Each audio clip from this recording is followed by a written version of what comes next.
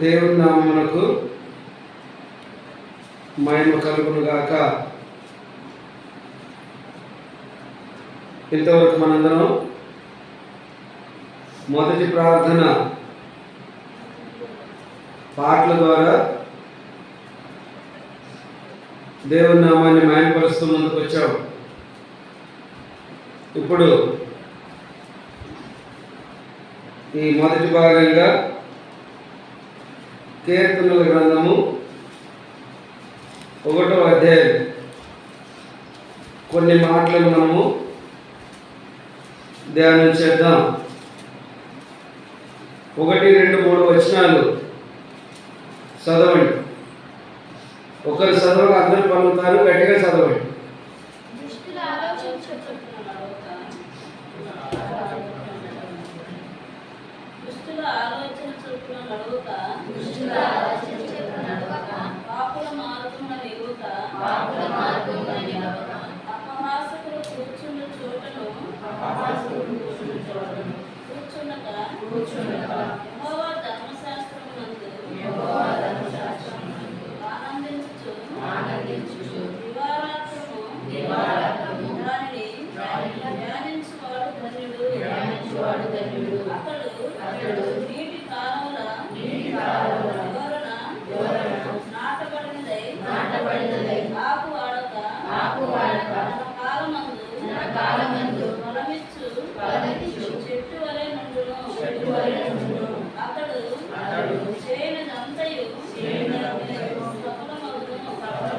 చాలు.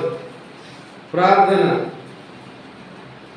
సహోదరుడు ప్రార్థిస్తాడు వాక్యం కొరకు.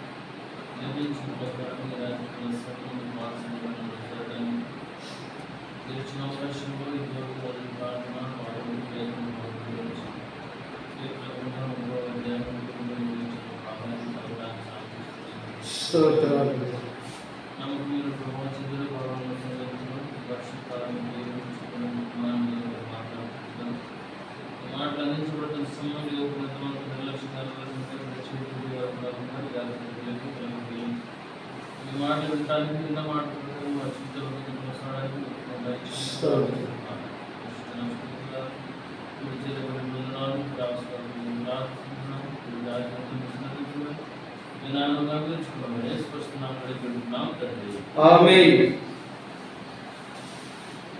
దేవుని నామమునకు మహిమ కలుగును గాక. ఈ దినం మొదటి వచనంలో నుండి ఒక 3 విషయాలు నేను తెలియపరుస్తాను. మొదటి వచనంలో నుండి ఇక్కడ దుష్టుల ఆలోచన చొప్పున నడవక, పాపుల మార్గమున నిలవక, అపహాసకులు కూర్చుండు చోటును కూర్చుండక. 3 లైన్లు ఉన్నాయి. మొదటి లైన్లో కొన్ని మాటలు చెప్తాను. రాయబడింది, మొట్టమొదటి మాట నడవక, రెండవ మాట నిలవక, మూడవ మాట కూర్చుండక. కదా, 3 మాటలు 3 లైన్లు మనం చూస్తున్నాం. దుష్టుల ఆలోచన అంటే అది ఎలా ఉంటుంది, దాన్ని ఎలా గుర్తించాలి, ఎలా ఉంటుంది? మొదటి మాట, మనము కలిగి ఉన్న స్థితి నుండి మనము తొలగించడానికి దుష్ట ఆలోచన బహుగా పనిచేస్తుంది. వింటున్నారా? దుష్ట ఆలోచన ఎలా ఉంటుందంటే, మనం కలిగి ఉన్న స్థితి మనం కలిగి ఉన్న స్థితి నుండి, మనం జీవిస్తున్న జీవితం నుండి మనం చేస్తున్న సహవాసము నుండి తొలగిస్తుంది. ఇప్పుడు మనం ఆదాము అవ్వల దగ్గరికి వెళ్ళినప్పుడు అవ్వతో దుష్టుడు మాట్లాడుతూ వచ్చాడు. ఆ మాటలో ఒక మాట ఉంది, ఇది నిజమా? అవ్వ ఏం చెప్పింది? ఈ తోట చెట్ల మధ్యలో ఉన్న ఈ తోట చెట్ల ఫలములు అన్నీ కూడా మేము తినొచ్చు, కానీ మధ్యలో ఉందే ఆ చెట్టు ఫలములు మేము తినకూడదు అన్నప్పుడు అవ్వ ఏం మాట్లాడుతుంది, ఇది నిజమా? అప్పుడు వెంటనే వినే అవ్వకు అనుమానం వచ్చింది, నిజం కాదేమో, నిజము కాదు కనుక ఎదురుగా మాట్లాడుతున్నాడు కదా. అవ్వలో పడిపోయే ఆలోచన, తప్పిపోయే ఆలోచన, సమస్తను పోగొట్టుకునేటువంటి ఆలోచన అక్కడ ఆరంభమవుతుంది. ఇది నిజమా అంటే అవ్వ మెలుగు కలిగి లేకపోయింది, ఆ మాటను అర్థం చేసుకోలేకపోయింది. అవ్వ సమస్తం నుంచి వేరవడానికి ఆ ఒక్క మాటే కారణం. ఇది నిజమా అంటే నిజము కాదేమో కదా. అవును, నిజం కాదు. కాదు అన్న భావంలోనే అక్కడ విషయాన్ని మనం చూస్తున్నాం. దుష్ట ఆలోచన ఎలా వచ్చింది? నువ్వు జీవిస్తున్న జీవితాన్ని, నువ్వు కలిగి ఉన్న సమస్తమును ఒక్క మాట ద్వారా తొలగించడానికి అవ్వ పట్ల ఎలా కార్యం జరిగించిందో అలానే ఈనాడు మానవుల పట్ల కూడా అదే విధంగా కార్యం జరిగిస్తూ ఉంది. అదే విధంగా కార్యం జరిగిస్తూ ఉంది. దుష్ట ఆలోచన అంటే చాలా మందికి తెలియదు. దుష్ట ఆలోచన ఎలా వస్తుంది, దుష్టుడు మనకు ఎలా ఆలోచన ఇస్తాడు, చాలా మందికి తెలియదు. ఇది ఖచ్చితం. ఎప్పుడు తెలుస్తుంది? అవ్వకి ఎప్పుడు తెలిసింది? ఇప్పుడు అది దుష్ట ఆలోచన తెలిసిందా? తెలియదా? విశ్వాసుల జీవితాల్లో కూడా ఇది నిజమా కాదా అన్న విషయాన్ని ఇప్పటికి కూడా చాలా మందికి అర్థం కాలేదు. నేను జీవిస్తున్న జీవితం సరియేనా అని గ్రహించలేకపోతున్నటువంటి పరిస్థితి నాడు సాతాను ఆ విధంగా సర్వమానవాళిని తన స్వాధీనంలో ఉంచుకొని ఉన్నది.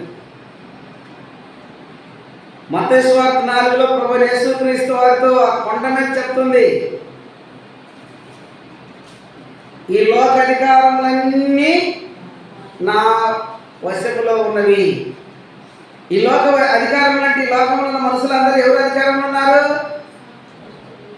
మనం చూస్తాం అన్నమాట. యోహాను మొదటి పత్రిక 5వ అధ్యాయం 19వ వచనం చదవండి.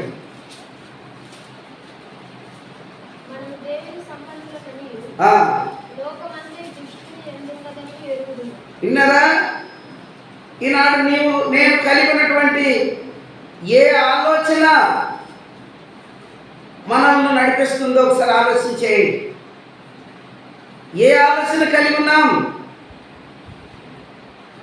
లోకమంతా ఎవరి ఆధీనంలో ఉందంట? ఎవరి ఆధీనంలో? ప్రకటన గ్రంథంలో ఏముంటుందంటే, నీవు లేక మీరు దుష్టుని అపవాది సింహాసనం వేసుకున్న స్థలంలో ఉన్నారు. అర్థమవుతుందా? దుష్ట ఆలోచన ఎలా వస్తుందో అవకు అర్థమైందా? అర్థం కాదా? ఈనాడు మాకు కూడా అర్థం కాదు. ఇక్కడ నడవద్దన్నాడు, తెలియకే నడుస్తున్నారు. నడవద్దనే మాట చెప్పాడో ఆ మాటను పర్మనెంట్గా తెలియకే నడుస్తున్నారు. అది ఏ ఆలోచన ప్రకారం నడవాలో అర్థం కావటం లేదు. తెలియకే నడుస్తున్నారు. ఎలా నడుస్తున్నారు? ఎలా నడుస్తున్నారు? దుష్టుని ఆలోచన చెప్పు నడుస్తున్నారు. దుష్టుడు ఎక్కడున్నాడు? ఈ లోకానికి అధికారిగా ఉన్నాడు. నువ్వు నేను ఎక్కడున్నాము?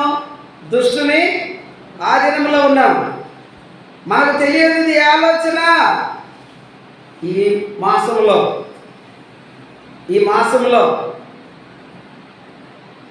2వ నెల ఆఖరి శుక్రవారం నుండి 3వ నెల ఆఖరి శుక్రవారం వరకు మనం కూడా చాలా విధాలుగా దుష్టుని ఆలోచనతో నడిచుంటాం. నడవలేదా? మనకు తెలియగే చేస్తూ ఉన్నాం. ఇది దుష్ట ఆలోచనని గ్రహించలేకపోతున్నాం. గ్రహించలా, మనకెక్కడొస్తుంది గ్రహింపు? అలా ఇలా అని చెప్పి ఆలోచన ఇచ్చాడు. ఆలోచనలో వారు పడిపోయారు. అలానే ఈనాడు కూడా అలాంటి ఆలోచనలే మన దగ్గరికి వస్తాయి. కొన్నిసార్లు కొంతమంది అందరూ చేయగలేని మీకేమి, వాళ్ళు ప్రార్థన పోయేవాళ్ళు కాదా? వింటున్నారా? అంటే వారు ప్రార్థన పోయేవారు. ప్రార్థన. కృపాసత్య సంపూర్ణుడైన దేవ, మీకు వందనాలు, స్తుతులు, స్తోత్రాలు చెల్లిస్తూ ప్రార్థిస్తుంటున్నాను. నమ్మదగిన దేవా, మీకు వందనములు. మాట్లాడే ప్రభువా, మీకు స్తోత్రాలు. ఇంతవరకు మీ అధ్యక్షతలో ఈ పరిచర్యను, ఈ కార్యక్రమాన్ని మీరు జరిగిస్తూ వచ్చినందుకై స్తోత్రాలు చెల్లిస్తున్నాం. మహోన్నతుడా, సర్వాధికారి అయిన దేవా, మీకు స్తోత్రాలయ్యా. మీ ఆలోచన, మీ ఉద్దేశం, మీ ఏర్పాటును బట్టి ప్రార్థిస్తున్నాం. చేరువచ్చిన వారందరూ కూడా విన్న వాక్యం అంతట్లో వారి వారి జీవితాల్లో ఎంతో మేలు క్షేమము పొందినట్లు మీ ఉద్దేశ ప్రకారం, మీ ఆలోచన చేత, మీ ఉపదేశం చేసి, మీ దృష్టి ఉంచి మీరు నడిపించాలని, వినిన వారందరూ మేలు పొందుట మీ నామానికి మాయముచ్చుట్లో సహాయపడండి. అంతవరకే కాదు, ఇంతవరకు అన్ని విషయాల్లో మీ తోడుంచి నడిపించినందుకై వందనములు, స్తుతులు, స్తోత్రాలు చెల్లిస్తూ మీరే ఘనత, మహిమ, ప్రభావం అందుకొనమని యేసున్నత శ్రేష్ఠ పరిశుద్ధ ఉచిత కృప నామమున ప్రార్థించి అడిగి వేడుకొనుచున్నాము తండ్రి. ఆమేన్. మన పరమ తండ్రి అయిన దేవుని ప్రేమ, కుమారుడు యేసుక్రీస్తు వారి యొక్క కృప, పరిశుద్ధాత్మ యొక్క అన్యోన్య సహవాసం ఇప్పుడు ఎల్లప్పుడూ మనకును సర్వలోకములో చెందిన పరిశుద్ధులకు, మనకు సంఘ సహవాసములకు, సార్వత్రిక సంఘములకు ప్రభు వచ్చేంత వరకు సదా తోడై ఉండి నడిపించునుగాక. ఆమేన్. ఆమేన్. అందరికీ వందనాలు.